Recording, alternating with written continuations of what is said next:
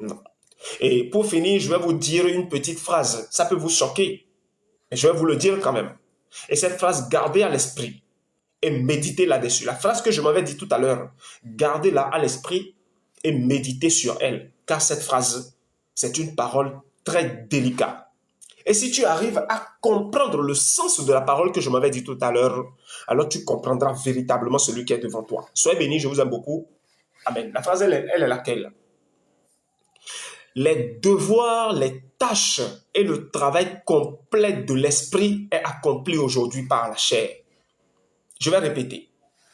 Les devoirs, les tâches et le travail complet de l'esprit, que l'esprit a toujours l'habitude d'accomplir, aujourd'hui sera réalisé par la chair. Qu'est-ce que j'insinue par là?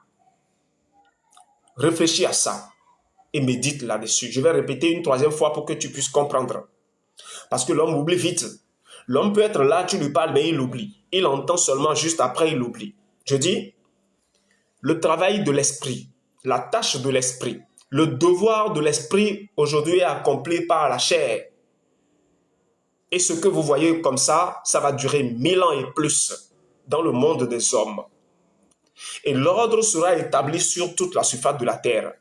Et seuls ceux qui ont le temps pour le véritable Dieu pourront manger, pourront boire, pourront se marier, pourront travailler, pourront avoir une maison dans laquelle dormir, pourront quand même avoir des gens à côté qui peuvent leur dire je t'aime, pourront avoir des responsabilités au point où ils sont vraiment à l'aise dans tout ce qu'ils font. Et ceux qui ne le seront pas n'auront rien. C'est ça ce qui est venu. Toutes les nations n'auront pas le choix que de se converger vers le seul et véritable lieu.